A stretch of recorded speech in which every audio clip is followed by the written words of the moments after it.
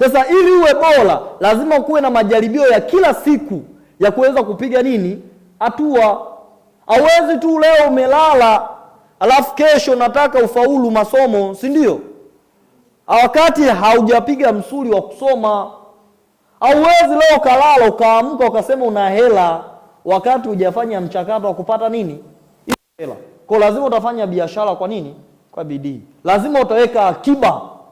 Lazima utawekeza ili baadaye uje upate kitu kizuri. Sasa vijana wengi sasa hivi na wengine ambao tunawaona kule mtandaoni, hasa TikTok, si ndio? Unajiposti picha haina impact. Kijiangalia, kweli wewe hauna kipaji chochote? Ukijiangalia, kweli wewe hauna chochote ambacho unaweza kukifanya? Ukijiangalia, uweze hata kuimba.